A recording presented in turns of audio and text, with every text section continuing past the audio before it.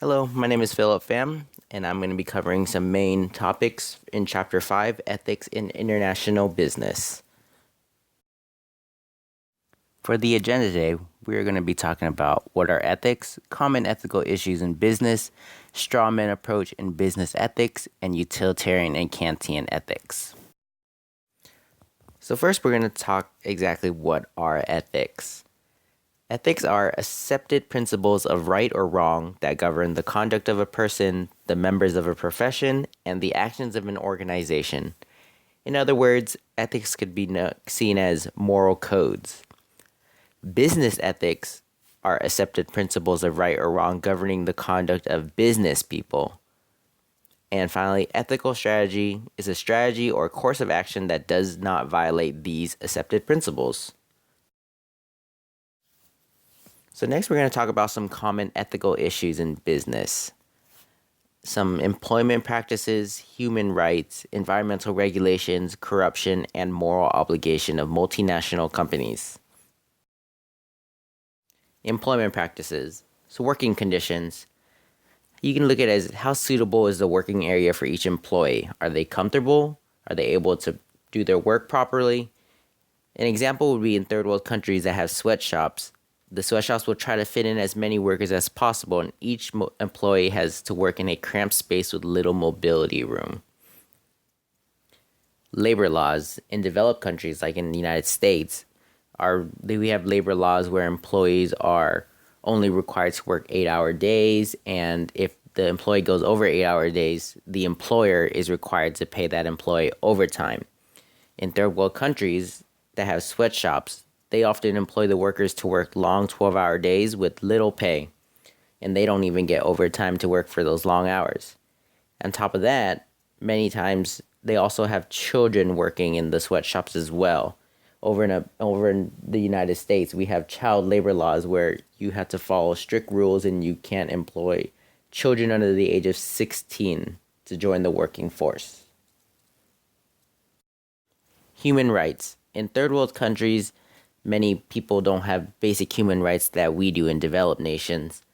Some examples are freedom, equality, and justice.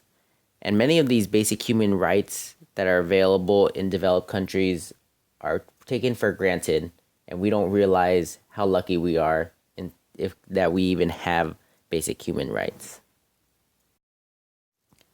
Environmental regulations. Developed nations have very strict rules about pollution, dumping of chemicals, and using toxic chemicals in the workplace.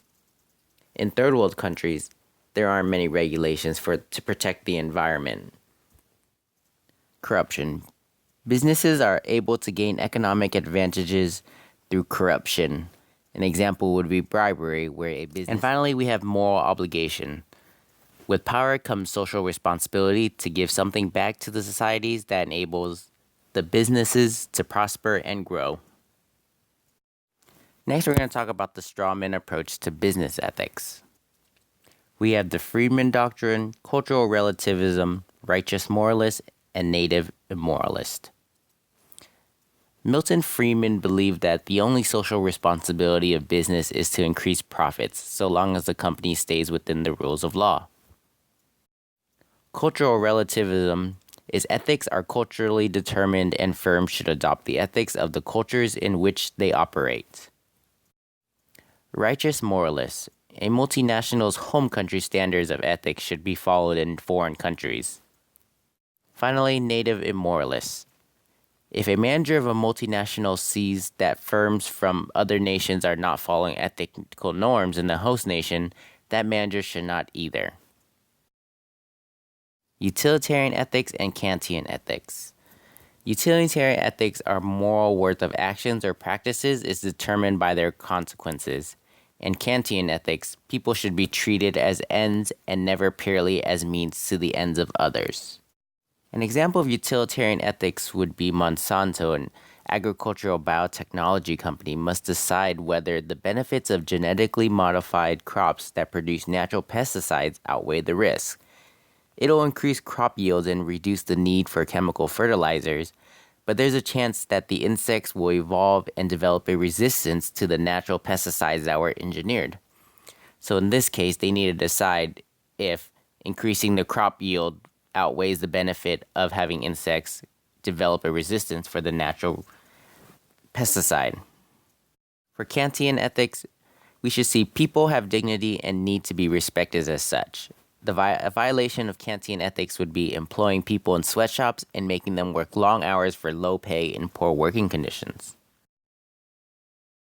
These were some of the main topics that were covered in Chapter 5. I hope you guys enjoyed this, and good luck on your exams. Thank you.